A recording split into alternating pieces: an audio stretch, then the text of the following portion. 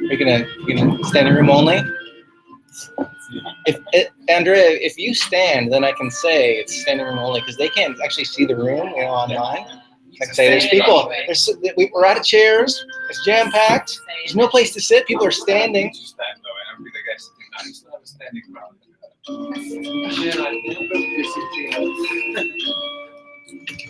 All right, guys, it's a minute after. I think it's time to start. You guys ready to begin? It's Tuesday night. Let me cut the music here. All right. Welcome, welcome, welcome. It's Tuesday night, 5 p.m. local time here in Bali. It's time for The Filter, number 93. Today's Tuesday, September 27th. And we do this every Tuesday night. We've done it 92 times before. We're going to do it at least one more time here tonight. And we've got a good show lined up for you. We've got some very interesting local news. Oftentimes we're just talking about interesting things that are happening elsewhere. But this past week, we had interesting things happening here. So we're going to talk a little bit about local news. We're also going to visit Japan. There's some interesting news out of Japan. And sometimes we like to see what's going on elsewhere in the world, especially if it's going on in Asia. It's a little bit interesting. So we're going to visit Japan. And then we'll get into we'll cover some of the items that everyone has posted. Because we have a little Facebook group and people submit stories, and there's some good stuff that people have submitted over the course of the week. We'll go through some of those, but then we're going to get to this topic, decentralize everything. We recently had the DevCon 2 conference in Shanghai, where people got together and talked about their Ethereum projects, and a lot of them have to do with decentralization and taking the hierarchical authority constructs that we've got in the world and creating something new with this new technology that we've got. Some of those things might be a good idea. Some of those things might be ill-advised. We're in the wild, wild west, and hopefully we can drum up some good conversation around that. Okay, so let's kick things off. I'm going to share my screen with the folks at home here. Bear with me. All right, everyone should be seeing what we see up on the screen. We've got a lot of tabs tonight, folks. We've already had some comments about too many tabs, but I'm going to try and make them interesting. And we're in the 30s. Usually we have about 25 tabs. Tonight you're going to get your money's worth. Over 30 places to go tonight. Let's get started. All right, decentralize everything, the filter number 93. We are coming to you live from Hubud, hubud.org. These guys are nice enough to give us a place to meet every week and turn on the air conditioning. You like the air conditioning, right, JP? Yeah. Would you come if there was no air conditioning? Yes, because it's that good, right? We have so much fun that even if there was no AC, but obviously Hubud is generous to give us this space. We appreciate that very much. And if you ever find yourself in Bali, hopefully you'll come join us in person at Hubud. When we're not together in person, Ivor, all right. Back from globetrotting Ivor joins us tonight, graces us with your presence. Thanks for being here. Thanks for having me. All right. Boy, we're in the presence of royalty here, Hubud royalty. It's going to be a good night. I like it. All right. Okay, we've got this online place where we hang out when we can't get together in person. Of course, we like to be together in person. We just like hanging out, catching up. But when we can't do that 24/7. Ivor, I'd like to be with you 24/7, but it's just not possible. Well, we're gonna try. It's just okay. Now that you're here in Bali, it'll be easier. Okay. All right. When we're not together in person, we get together online in our Facebook group. That's not the Facebook group. That's a cool header, though. I like it. This is our website. You guys, this is our website, bitcoinsinbali.org. But where's our anyway? We also have a Bitcoins in Bali Facebook group where we post stories and then we talk about that. We've also got our online presence, bitcoinsinbali.org, and I wanted to let you guys know that we just had. We must have done this at least 50 or 60 times where we've had Bitcoin 101. We had our latest Bitcoin 101 this past Saturday, and we christened 9 or 10 new Bitcoin users, new people to participate in the Bitcoin community. We assumed that they knew nothing when they showed up, and when they walked out of the restaurant, they had just turned Bitcoin into a sandwich. So that's the culmination of the Bitcoin 101 class, when you show up with nothing and you leave with a sandwich that you paid for with Bitcoin. It's very exciting. And hopefully we will do this again. We don't have a new date yet, but when we do, we'll let you know, and we can put some butts in seats for the next one, hopefully. All right, there's the Facebook group, Bitcoins in Bali. If you go, yes, we are. There's a lot of activity now, changing pictures, lots of new posts. So what we do is we get together here, and people submit stories, and then when we get together in person, we have a chance to talk about them. So this is a little bit of a group effort, trying to get interesting stories posted here. And then when we get together in person, we can talk about it. So that's what happens on the Facebook group. There's a new Facebook group. There's some, we're expanding our franchise to other areas within Indonesia. Our man, Stephen DeMillionaire, is in Jakarta as we speak. I think he's just started this Bitcoins in Jakarta group. And it's just started today or yesterday or something. It's brand new. So get in there. Get in on the ground floor of Bitcoins in Jakarta. He is giving a talk tonight, I think, at another co-working space, the Beehive. Anybody been to Jakarta, to the Beehive? Anyway, he was kind enough to wait until 7. So if anyone here wants to get on a plane, go to Jakarta, maybe you can get there by 7. We'll be done here 6 tops. So anyway, he's in Jakarta, and he took a photo of this e-money. He said that they're using eCoin already in Jakarta, which is a reference to Mr. Robot, which we talked about extensively last week. I don't think this is from Evil Corp. I think this is just it's e-money. E might stand for electronic, not evil, but we don't know for sure. I don't think this is Bitcoin though. I don't know what e-money is. Has anyone used e-money? No, it's like all right. Sounds like a proprietary Bitcoin to me. Yeah. No? All right. Maybe Stephen can fill us in when he gets back into town. All right. So, local news. Sunday night, we had an evening of consensus. Of course, Consensus is the Ethereum incubator. They brought in, I think, between 90 and 100 of their employees that were just at the DevCon 2 Ethereum conference in Shanghai. So they mixed it up with all the super nerds in Shanghai, and then they came here to mellow out, do a little meditation, hang out with all of us chilled out folks in Ubud. And they were kind enough to share some of their projects with us, which was really fantastic, really super, basically celebrities in the crypto world were right there. I had a few people come up to me and they're like, "Oh my God, do you realize who that is?" So it was really, that guy, right? Yeah. It was an awesome night. Unfortunately, it poured down rain. It was like a deluge, a tropical deluge. Some people showed up and they looked like Noah from Noah's Ark. And also that guy. Yes. people made a grand effort to be there, and it was fun. We talked for over 2 hours about the projects that they had going on, and then we retired to the bar area, and we closed the bar area at around 2 a.m. So lots of bonding time, lots of inside scoop, inside baseball, if you will, and yeah, it was a great night. It was a really cool night. And I'm going to talk about just a couple of the projects that they highlighted. How many people were there that night? Okay, so hopefully you guys can chime in with your thoughts. I'm just going to bring up some of the projects, and you can also talk about your impressions. And so it's not just a monologue from me.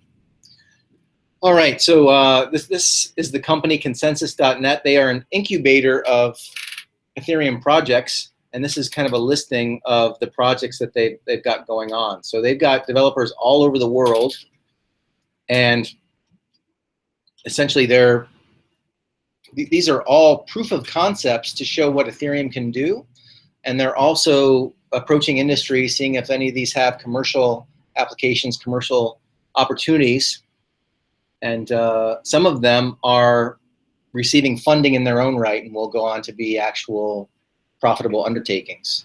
So check out Consensus. It's a cool company. This is the CEO. This is a picture from JP, our resident photographer, catching some of the action. His was kind of a subdued talk. You know, he was kind of soft spoken. You're like, oh, you know, this is the guy. What's he gonna say? And you know, the room kind of quieted down. The best shirt. Yes, I like the shirt. Do you see it? For those who can't read it, it says Hard Fork Cafe. Yes, very good shirt. A little bit of tongue in cheek for those in the know about what has happened recently with Ethereum. We won't go into details, but nerdy inside joke, if you will. This is the guy, Joseph Lubin. The guy. He's essentially one of the founding people in the whole Ethereum movement. It was funny. I was talking with him about DevCon 2. And the internet was blowing up about how cool DevCon 2 was. And I'm talking to him, and I said, well, so it was a really great show. And he's like, yeah. And I said, well, how, did you go to DevCon 1? And he said, DevCon 1 was like me and like 10 other people or something like that. So anyway, he has been there since the beginning, and it was good to chat with him. All right. Let's see. So let's, tabs are a lot of order, but moving on.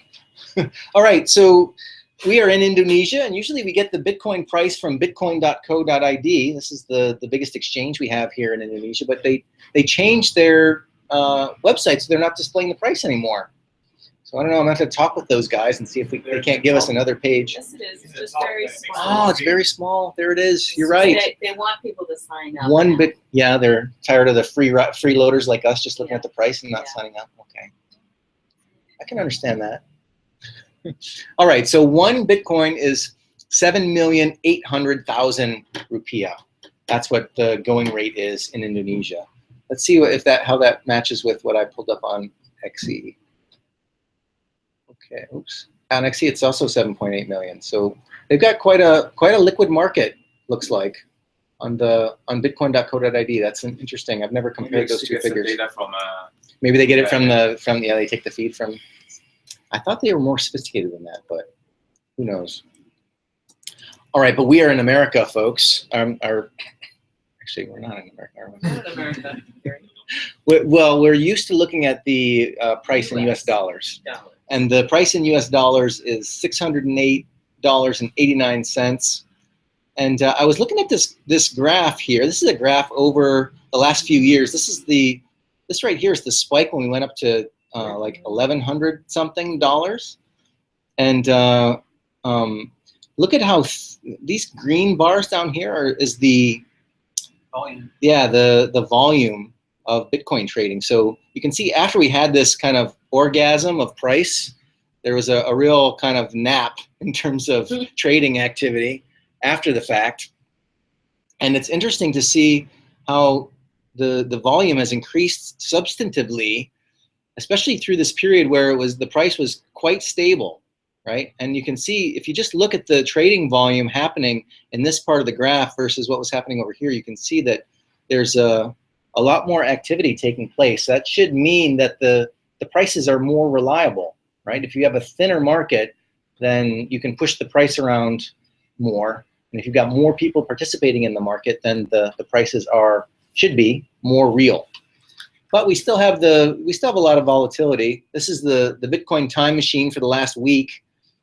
And you can see that we still have episodes where the price will drop from 605 to 593 in a heartbeat. Basically, this means that somebody just dumped a bunch of Bitcoin. Some kind of Bitcoin whale decided to not be very sophisticated in their trading. Or perhaps people are trying to manipulate the price. Who knows? We are in an open market situation, and Bitcoin is a small fish in terms of FX trading. So we still see episodes like this. Anybody know what happened here? Any speculators out there know why we saw this little cliff? I was just wondering, do you have any idea how much volume it takes to put that much of a price? On the global price, I don't know. But in any given market, hey, welcome. Hi. Come on in. Sorry for being late. In any given, I'm sure very sophisticated traders could take a look at the market depth in any individual market and say, this is what we need to push the price around. This is how much capital we need to push the price around. And you could probably find thin markets in smaller places like Indonesia. You know, Indonesia doesn't trade as much as Europe or North America. And so it would take less money to push the price around on the Indonesian exchange than it would on a larger exchange. And I'm sure that there's math and statistics that a sophisticated trader could apply to see what capital requirements were needed to do that. But question? Is that graph just the thin part on the right down the bottom of the volume? Yes. So you yes, can't this really is see the shift. You can't see the volume shift. I can stretch this out. Oh no, but then we won't see the drop. So you have to refresh to the time period. This is the 1 week.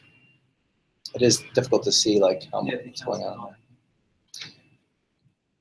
All right. There's our volatility figures for the last 30 days. I'm still waiting for that to go under 1%. Have we ever been under 1%? I can't remember. Here's the volatility graph over time. It goes up and down and up and down and up and down. And if we were to draw a regression line, you can see that over time, the volatility is getting better and better. As we spread out the Bitcoins amongst millions and millions of users, then it should theoretically go down in volatility. And there was an interesting post from Willie on this topic recently. What's the URL of that website with the volatility? btcvol.info. Okay. Yeah, there it is right there. And he posted this story from this guy, Vinay Lingam. He was the CEO of Gift, which is one of the early Bitcoin companies where you can buy gift cards with Bitcoin. He has a lot of really smart posts. In fact, he predicted the price surge of Bitcoin based on the halving.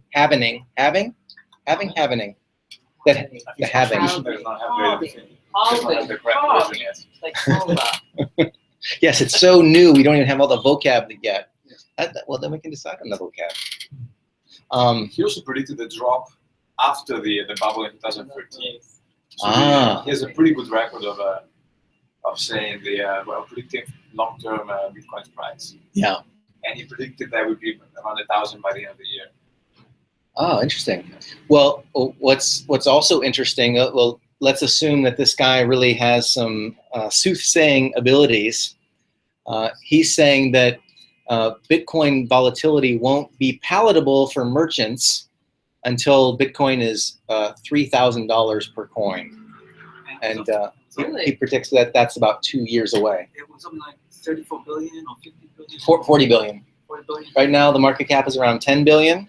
And he says that until Bitcoin reaches a $40 billion market cap, it will be unpalatable for merchants that aren't on board for philosophical reasons, right? And that's, I just read this today, and it's interesting because in Ubud here, we're trying to build a Bitcoin economy. We're trying to find merchants that will accept Bitcoin as payment. We're trying to get people to decide to walk around with Bitcoin on their phone and spend it. And the masses, according to this guy, Vinny, will not think that's a good idea until Bitcoin reaches $3,000 per coin or a market cap of $40 billion. So for a lot of businesses, it's kind of an accounting nightmare as well, right? It is. If you charge $10 something for today, the price could drop 5 however much cents. It's like, where do you figure that all out in your accounting? Yeah. I mean, it's possible. And in places like this, some merchants are already dealing with that by taking payments in various currencies and exposing themselves to various currency volatility pairs. So, currency pair volatility. So, but it is a bit tricky. You're right.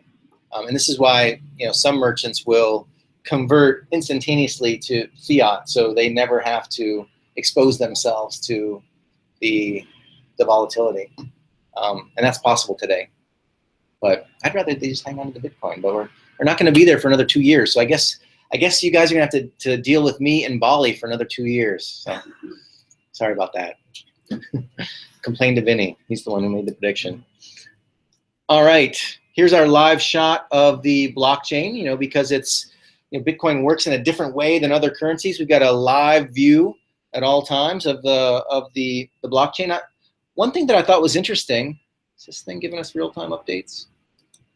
Anyway, I was looking at this today, and one thing that I thought was interesting was how this wave goes between 4 transactions per second and 2 transactions per second.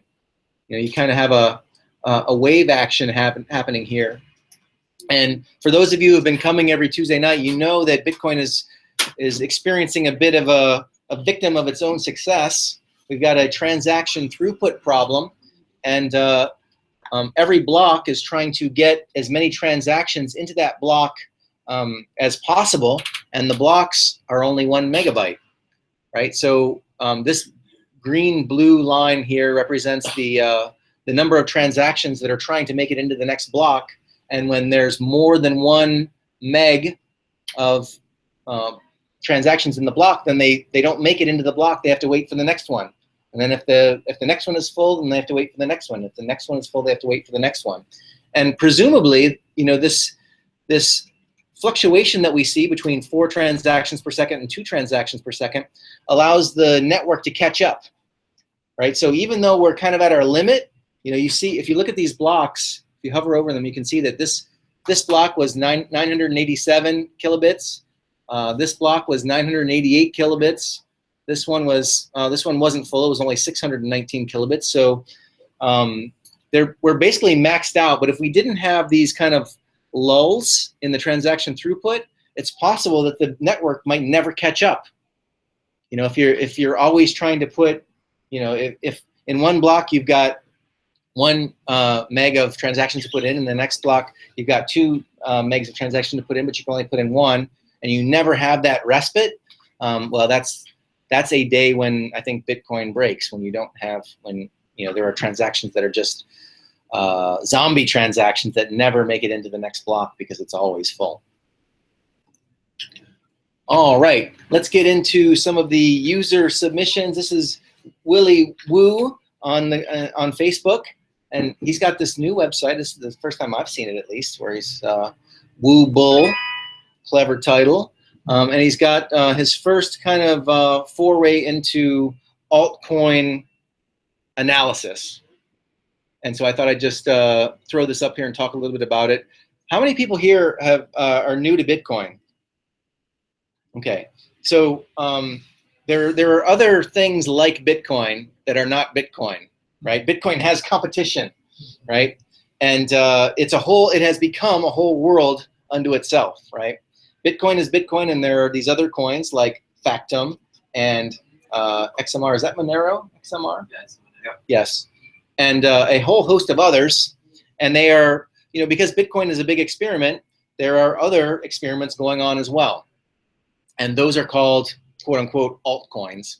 And our man Will here is giving us his thoughts on the latest altcoins that are Bitcoin-like but have something different that they try to do. This first one is called Factum. Factum is a blockchain-based piece of paper in the sky, basically just a ledger where you can write anything you want. Bitcoin has this too, but it's a very small field where you can write,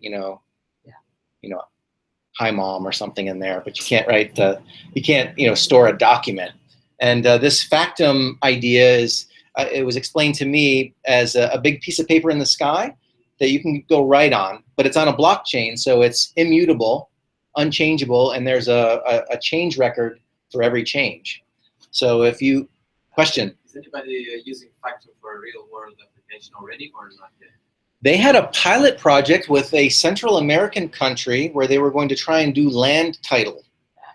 I don't know exactly what the status of that project is, but that's an application of the Factum blockchain where you can basically establish someone's identity and attach it to a piece of land, and then every time the land changes hand, you update the registry or the title. And but I thought I heard something that there was a problem with that project, but I don't know the details. I think it was also some misrepresentation on the part of the Factum people of how far the project was and exactly how enthusiastic the Bolivian government was to participate in it. It was Bolivia. I think that they released a certain amount of PR BS during the early stages, and then it kind of either died. I don't remember. It was at least a year ago when there was a disconfirmation that the bad news we were both referring to occurred about a year ago, so they're not fresh in my memory. But if I recall correctly, there was a representation on the part of the Factom people of what the project consisted of, how far in it was, and whether it was a pilot project or if it was something that was more extensive. And then they've been silent on the topic for the past years. Okay. So basically, a bunch of gringos showed up and said, "Hey, let us do your titles for you," and they're like, "Oh, well, maybe not." Yes. What could go wrong? So anyway, that's Factom. He says, I like that the project comes from a founder deep inside an industry working on a solution rather than the other way around, which is the norm for cryptocurrency projects. You can see this playing out with industry players coming into the technology, including government departments. So there's lots of hype around Bitcoin and blockchain and things of this nature. And I think this guy was a subject matter expert beforehand, and he's kind of applying something to a domain where he's got some expertise. And it is an interesting project, even if they did falter a little bit in Bolivia. XMR or Monero is a privacy coin, and Will is saying, I'm wary of it because it's a privacy coin. And I think this is an interesting comment because this is one of the areas where I think Bitcoin isn't as strong. Actually, you know, Bitcoin, a lot of people think that Bitcoin is anonymous, but it's really only pseudonymous. It relies on a number, but if anyone can attach that number to your identity, then they can see everything that you've done before and after. So there are coins that are vying to compete with Bitcoin that say, hey, we're Bitcoin, but we have untraceable transactions. It's much more like cash. The instrument is fungible, meaning that you can't blacklist it, and it can perform the service of money more appropriately. And there are other coins like Dash, and there's a new one coming out called Zcoin, I think, that has this. Well, there's also Zcash. There's Zcoin and there's Zcash. Oh, there is also Zcoin. Yes. Wow. Yes. Don't be confused. It's not confusing at all. It's very easy to keep on top of everything. And definitely people aren't relying on that confusion at all when they launch something that sounds like something else. Anyway, be careful out there. This one just went up a lot because a few dark markets implemented it. Most of the dark markets running on Bitcoin, and that has all the problems. Yes. Yes. And some of the I read an article a little while ago, like just a month ago, one or two major ones started accepting that and implemented it. Mm-hmm. And, yes, and the price responded. Presumably the speculative price, but perhaps the supply and demand. Seems demand. Yeah, you think people are like, I'm gonna get me some Monero so I can buy me some illicit items on the dark market. Well, you know, I thought that I disagreed with Will on this point because the first thing he says is I'm wary because it's a privacy coin. Privacy is important for money to be useful, for cash-like money to be useful. It's got to be anonymous. Otherwise, it's subject to censorship. But he goes on to say that Bitcoin is going to have other layers on top of it that perhaps aren't a part of the Bitcoin protocol itself, but are a separation of concerns where people can use Bitcoin if they choose to anonymously.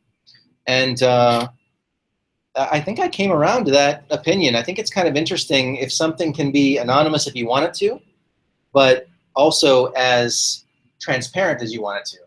I mean, I'm waiting for the day when the US government collects taxes in a cryptocurrency so that I can see exactly which toilet seat on which aircraft carrier I bought, right? And that's transparency, and that's possible with Bitcoin. But I also, you know, if I'm an Iranian female blogger and I want, you know, to say something and remain anonymous and then be supported by people who want to make sure that my voice is heard, I would like to have that option as well, right? And be censorship resistant.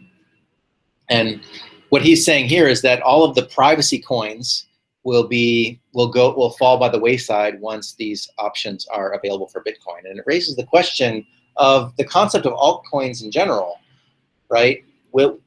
will there be a universe of altcoins, or will there be one coin to rule them all, right? If Bitcoin has its network effects and can adopt the things that are, all of the innovative things that are done in smaller coins, if it's got the ability to adopt those features, or if there are ways to create layers on top of Bitcoin that implement those necessities, will the other coins die away? I don't know.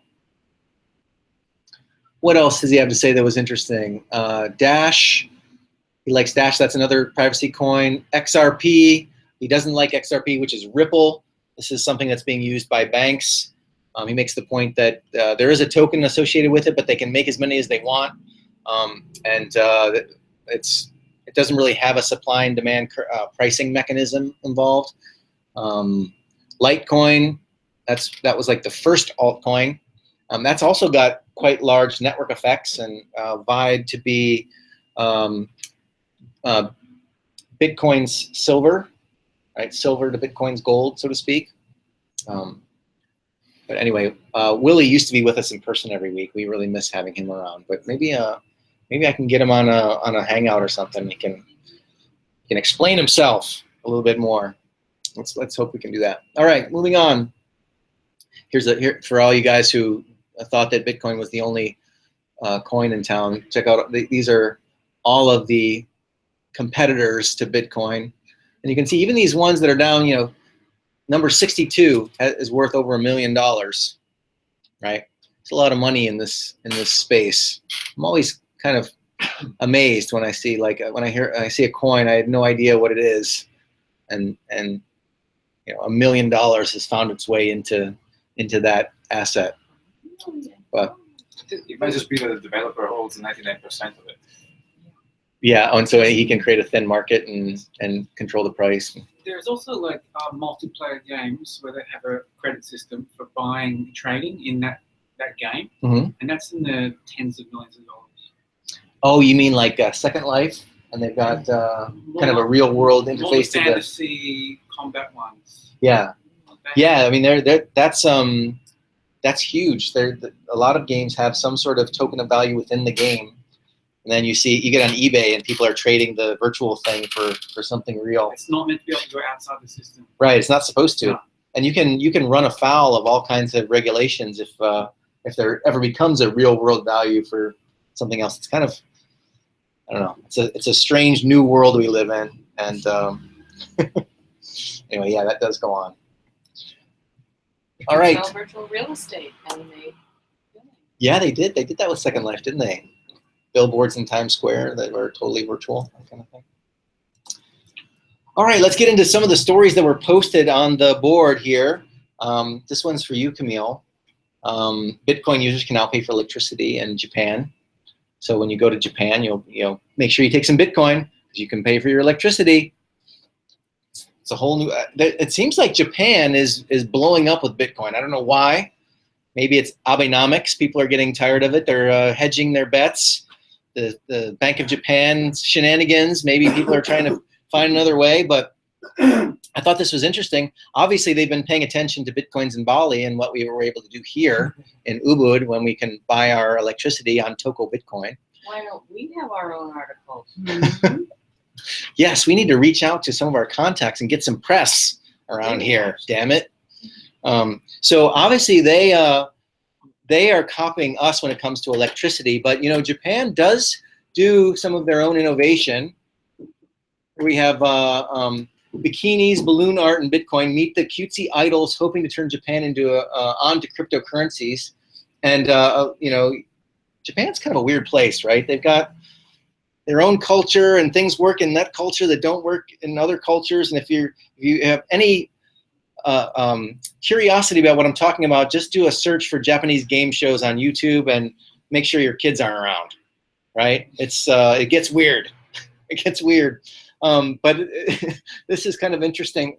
Where's my, oh man, I lost my highlighting on here. Oh, here's the part that I wanted to show you. Each girl essentially is a cryptocurrency, and the audience can support their favorite girl by purchasing their personal tokens known as torakabu, an amalgamation of the Japanese word for trading cards and stocks. Just like in the real world, popularity of certain girls on the show over others will affect the price of the tokens, meaning that the girl tokens will have a higher value than others. Now, where are the feminists in the room? Yeah, what do you think of this? Is this like objectifying women? Like, what if it was sports teams, or what if it was just celebrities? You know, they had this thing once upon a time, the Hollywood stock market. You guys ever listen to Max Kaiser, where he stock exchange? Yes. Yeah, the Hollywood Stock Exchange, and you could say, well, Brad Pitt, his stock is up because he's got a big movie coming out, or you know, yeah, it's a way to Speculate. Yeah, it's popularity speculation, but it's a little weird when you put it on when you start putting it on Japanese schoolgirls. But apparently this is you know, acceptable behavior in Japan. But they have a game show where you put your butt through a hole and people like rate it, and so anything goes, anything goes. And so anyway, I don't plan to copy this. You know, we did electricity, and now I don't think there's going to be a cultural exchange happening on this one. But you know. You think this will work? No. Facebook began with rating This one. dateability. That's right. Yeah. Yep. Sadly. Tinder kind of matched with a cryptocurrency. Is that your idea? I think it was Every right rating. swipe costs you money. Yes. Interesting. Yeah. I like. Let's go back to the Parmesan futures. I love that idea. All right. I posted this today. I didn't even know about this. Has anyone seen this First Blood? This is a really interesting thing that's happening in the crypto world, where people do crowdfunding, or they fund their venture, and you know, you really don't know what the market response is going to be. And so one of the things that the DAO taught us, because the DAO raised $150 million. Do you remember this back in the day? They decided they weren't going to have any limits, and all of a sudden they've got, you know, $150 million running on software that's totally untested. What could go wrong? So now you've got people with an idea like this. Hopefully they'll spend some money on a new logo. That logo looks like got it on Fiverr. That's the worst. These guys raised $5.5 million though in 10 minutes. 10 minutes. It's a esports, which I happen to know is huge because I used to work in the same building as Fox Sports in Los Angeles when I was living there, and they had their fantasy football. I was friends with the fantasy football guy, and man, and it was during that time when it totally exploded. I mean, it was big business. This is before they decided that it was somewhat of a gambling kind of thing, and it was like kind of a way around gambling. But anyway, esports is huge. Fantasy football, things like that. And I'm actually surprised no one has done it sooner, but presumably people will try and apply blockchain to everything on planet Earth, right? You'll have donuts on the blockchain at some point to see if that's... So we have wine on the blockchain apparently. Oh yes, Yes, wine we on the do. blockchain. Somebody could... No, that's a ridiculous idea. No one ever tried that. What? Do you agree with me that it's completely ridiculous? I don't know. I don't know. We'll see. Time will tell. And what are this project's investors expecting to get as a reward? Is there any token they release, and that they expected to raise in price? Well, you know, that's a good question. You know, somebody, presumably, at least some segment of these investors have no idea what they're buying. And I don't know exactly what they're presuming to get, but, you know, I do know that there's a lot of money in fantasy football and things of that nature. And if this enterprise succeeds, then, and you need these tokens in order to participate, for example, then it could drive a demand for this token to participate on this platform, and it could drive the price up, and they could be speculating that the price of the tokens will go up in value, but I'm not sure. Maybe the tokens are the currency that's traded in game or something. Yeah, like it could be. Yeah. Maybe the tokens will get transaction fees over the other token transaction that perform on the network, like revenue models. No idea. Yeah, I don't know either. I was kind of hoping someone like got in on this and could give us the scoop, but You know, to get in on this, you probably have to have a fiber optic cable connected to your computer. Yes. Yeah, Like that's the NYSE exchange, the big trading company. It's interesting they did the crowd sale on Ether. I wonder if there's any statistics in terms of the shifting in trends, if Ethereum is becoming a more popular crowdsourcing currency than Bitcoin now. Bitcoin could be. Yeah, I wonder if there aren't some open source implementations of smart contracts that implement the whole crowd sale itself, and that it's kind of turnkey on Ethereum, whereas in Bitcoin you might have to write it, or maybe it's anyone. There are some that's called Y funds, so consensus is engineering it as well. Oh, okay. And it's like a framework for doing crowd sales? Exactly, it's like a platform which you have to visit on the running blockchain. It's it's like Kickstarter but on Ethereum, and you can fund And projects. they take a little cut. I think they take no funds, so the whole year is Nice. What's the project name? Y funds. Y fund? Y Y fund. funds, yeah. So Y it's like the smallest unit in Ether. I wonder if It's these a WeFund. guys. WeFund, Wonder yeah. what these guys used. They use that. I think that one of the guys from WeFund was at was there a few days ago, right? Yeah. So you can get from Ethereum back out to fiat currency via Bitcoin, or how do they, if they actually need to pay for something, how do they do that? You Like mean stuff. Well, the Indonesian exchange already accepts Ethereum. Uh-huh. You can, No, but I mean these guys, for example. So When they have to run away with the money. no, I mean they can spend Ether just like they could spend Bitcoin. There could be no Bitcoin component whatsoever. okay, so they Yeah. can get from Ether to whatever fiat currency, wherever they are.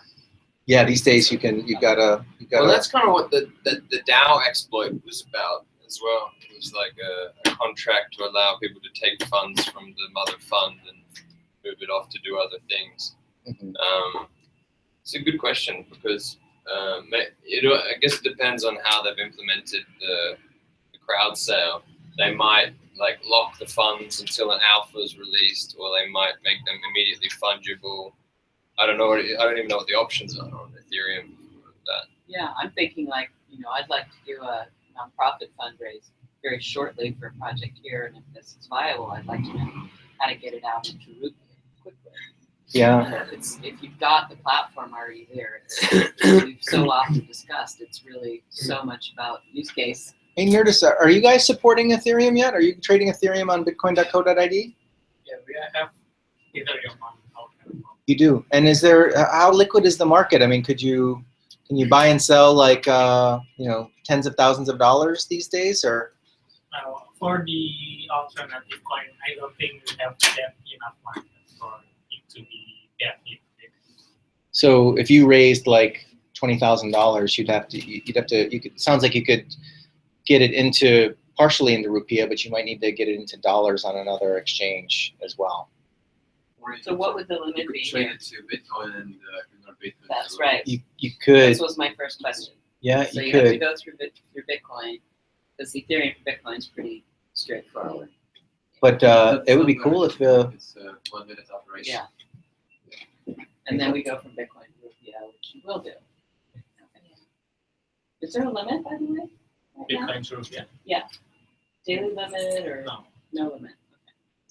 when are you going to do this, So, JP? yes, very soon, actually. Yeah? We're raising funds for two ladies who had to leave.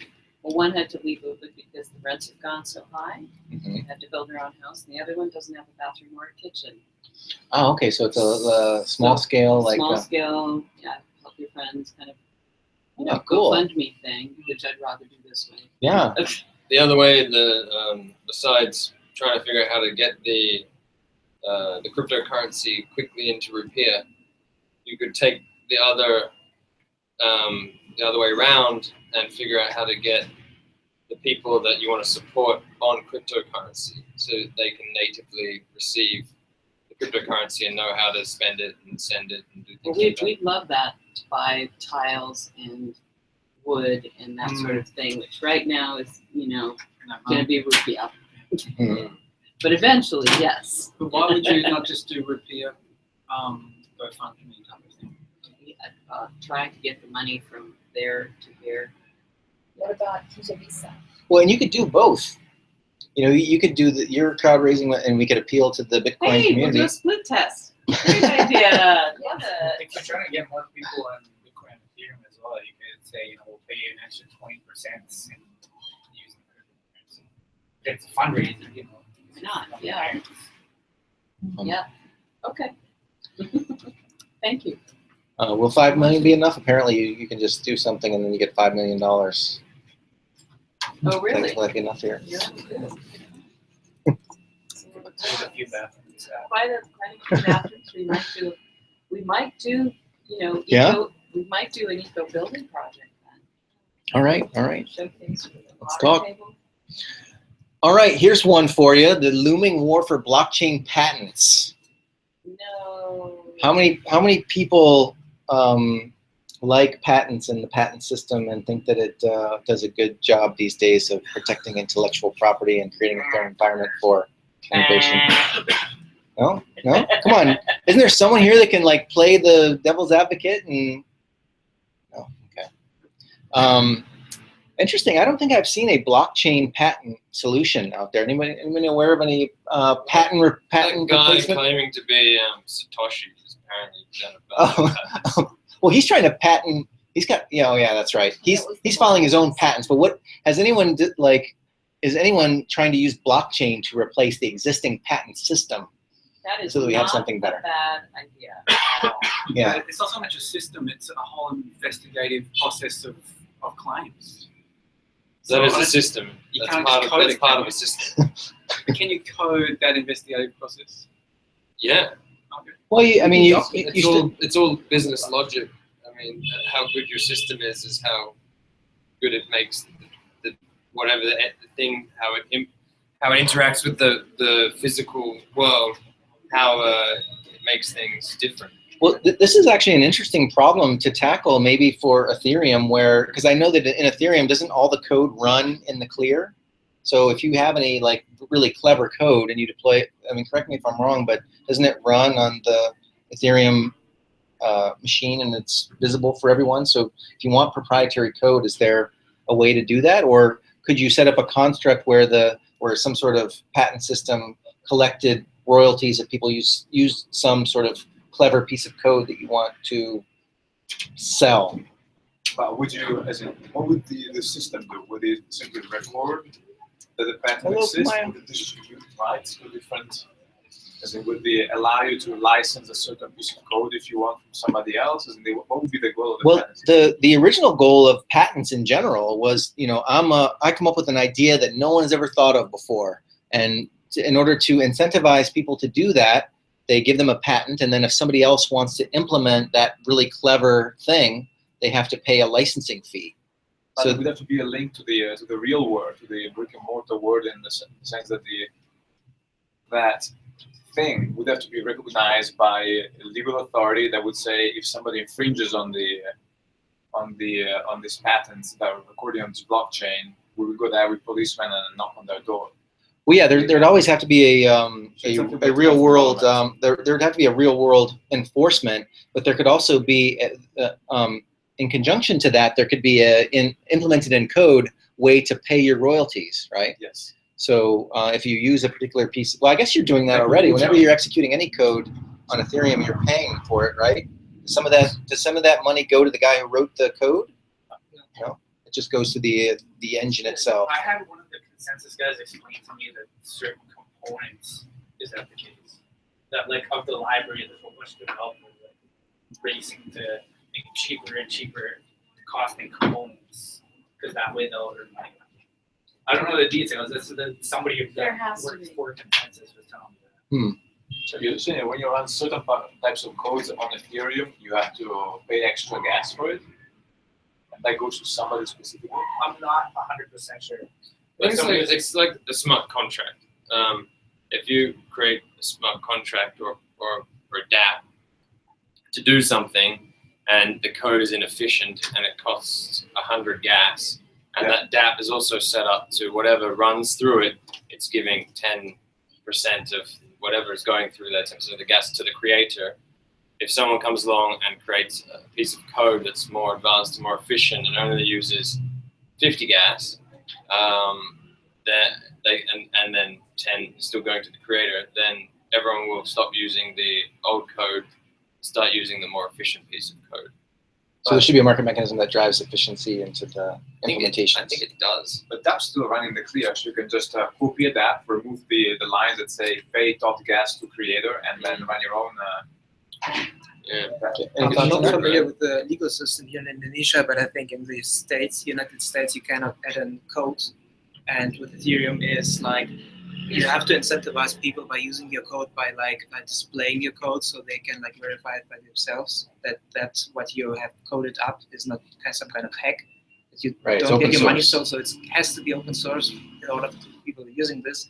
And because of this, I don't think any patent system of Ethereum or like any blockchains is possible. Because in the States we do have software patents, We do. and you have, in fact, you have patent trolls.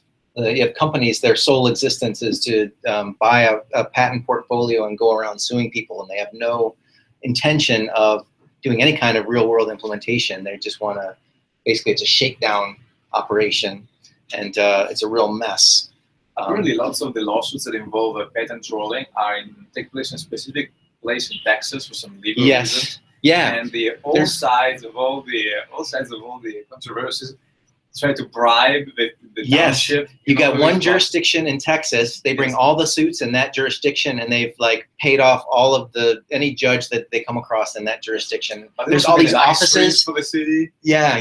Things like that. Yeah, the big Well, tech companies also buy portfolios in order to be able to negotiate any counter-suing between them. So, and then they end up creating alliances to prevent that happening, and against any additional incoming.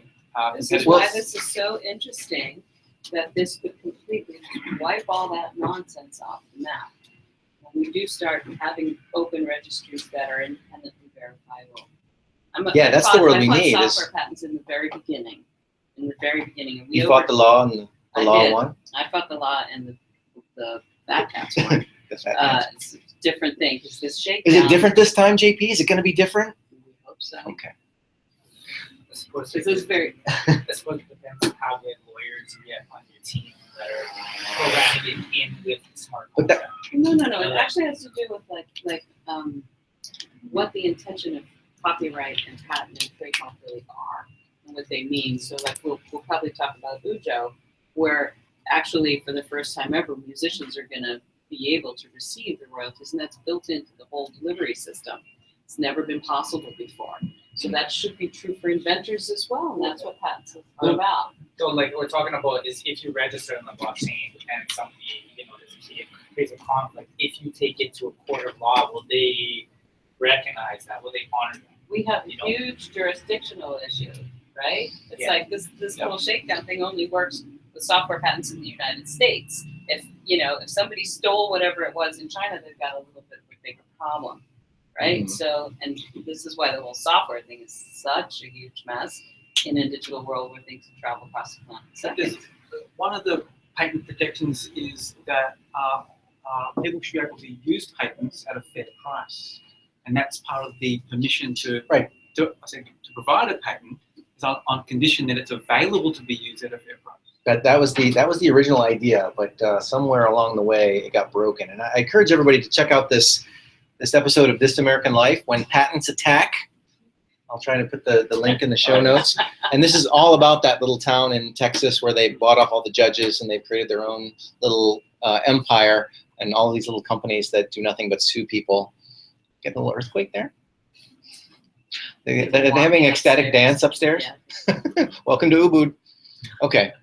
All right, I'm going to move on here.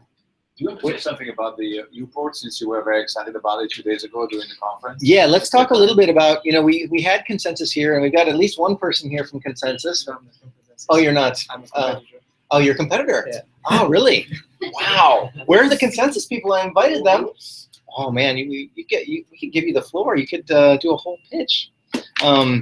Maybe next time, next Tuesday. You going to be around? Yeah. All right. Sure. Where are you from? These guys are...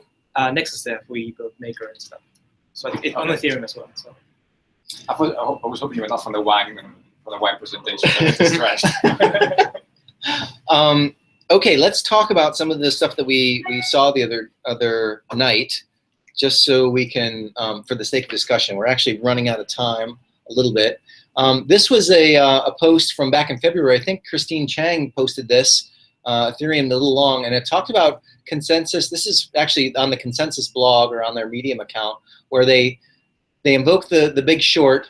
This is a play on words. The little long is a play on the Big Short, and it's talking about when the crash comes and the entire system comes crashing down. What are we going to do the next day?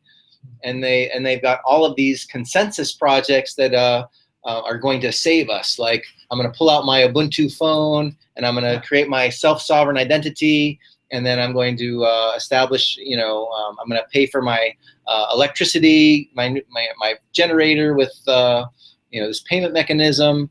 And so this was back in February, and then 6 months later, we've got the whole 95 people from Consensus here in Bali, so we can pepper them with questions. That's what happened on Sunday, and they presented some of these things to us. And one of them, let's get to at least one of them because we're running out of time here, called Uport. Yeah, I'm frozen here. I'm hitting the left button. Okay, well, anyway, we don't have the visuals, but Uport, is it uport.com? Yeah. You missed it. You just missed it. 1, 2, 3, click. Oh, that's Wrong one. Yeah, I was using the keyboard shortcut that wasn't. Maybe to the right. It's the next one. This one? This one. Oh, there we go. Uport, uport.me. We had a demonstration of this on Sunday, and here is the dealio with Uport. I'll act like I'm the salesman for Uport and see if you guys will buy it or not. It is a way for you to establish your own identity or identities on the internet at large, and then associate various facts about your identities with facts about yourself, and associate those with an identity, and then those identities belong to you and you can use them as you will. So it's not a credit agency collecting information about how creditworthy you are. It's not Facebook counting up the number of friends you have or what you bought. It's not the government, saying, well, he's associated with a certain group. You can ostensibly collect all of that information about yourself, or collect information into one persona and then collect other information into another persona, and then combine those personas for any person that needs to know some various pieces of information about who you are. You can do that yourself and store that information about yourself on the internet, and also use that identity for access to any products or services on the net that you like. Who else was there that night? Who wants to say a little more about that? Go ahead. You were saying something interesting there. Maybe you can explain it into social proof. Yeah. So we look at cryptocurrency at large and why it hasn't gained greater adoption. There's a few factors in there that I think are the main reasons, and one of them is key management, because to manage your own, especially if you're going to go beyond just using Bitcoin for fun, to have some disposable play money in your phone is one thing, but to go to the next level and put all your savings in it or something like that, people just don't feel secure, and so they shouldn't, unless they're hackers or technically elite, to be able to do that next step. And for cryptocurrency to really live up to its potential of providing an evolution and fundamentally how our monetary systems function, and moving monetary systems from centralized to decentralized, we need to have that function of managing your own private keys, which is essentially your identity, needs to stop being a technical function, which is onerous and difficult, and where's my phone, is it gone, where did I put my backup? And with the sovereign identity platform and the ability to create a network of trust derived from identity, you can create arbiters that can revoke or restore your identity, and you can control that. You can pick 3 people you most absolutely trust, and and you can even implement daily spend limits and things like that. So we can have all the Bitcoin has to be better, or cryptocurrency in general has to be better than the banks. It has to have the functionality that the banks provide right now plus more.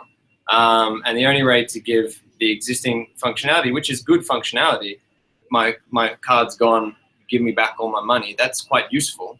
Or my account got hacked and a limit to how much can be taken out. We can, with technology similar to Ubud, and the logic they've defined in there is very solid, that can become a social function as opposed to a technical function. And then it's not only the technocrats that can use it, it's anyone in the world can say it's as simple as Facebook. That's my friend, these are my bestest buddies and the ones that I trust to restore my identity. And yeah, I mean, the potential boost that technology like this can give to the whole cryptocurrency space, I think, is enormous. Yes, the problem domain we're working in is avoiding identity theft, right? If I can somehow hack your phone and get your Bitcoin keys, I can pose as you and spend your Bitcoins, send them to myself, right? But if you've got some sort of social aspect where let's say I can hack into your phone, but in order to spend all your Bitcoins, I got to ask your mom and your brother, hey, can I spend these Bitcoins? And they can immediately say, no, you're not Renee.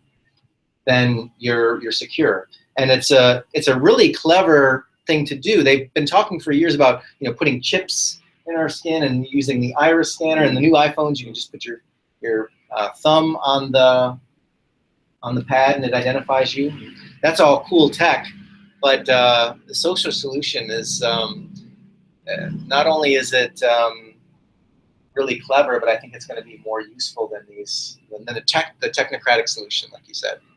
Something that the German guy, the really tall German guy from Consensus from Newport said at the conference after you left, was that most likely even the social proof system can be gamed and you can have your stuff stolen in the long run. At least it cannot be sufficiently safe for 99.999% of cases for the rest of your life and for the rest of the human race. So most likely in the long run, what will actually work to guarantee the permanence of your identity and the impossibility of stealing it, and will be a mixture of social proof and various other systems that will be in place that will have to do with biometrics or with having special keys given to trusted third parties like your lawyer, a bank, the government, and there will be a mixture, a layer of mechanisms that will be used to guarantee almost 100% that under no circumstances Gary stops being Gary on the blockchain tomorrow, and that somebody else steals Gary's identity. Because a lot of people are going to want to be Gary. Yeah. Oh, yeah. Yeah. All right. Well, guys, we are over time. And like happens, we always have an awesome conversation here on Tuesday nights, and tonight was no exception. Thanks everybody for coming out tonight. I don't know if everybody is aware, but we do have a YouTube channel. Where is it? And these things go right up onto the YouTube channel right after we're done. So check that out. Subscribe, because we also produce some content in between Tuesday nights. Check that out, and also if you're not a member already, please join our Facebook group, Bitcoins in Bali, and find some cool stories to post. And we will be right back here next Tuesday night, same time, same channel. Thanks for coming out, guys.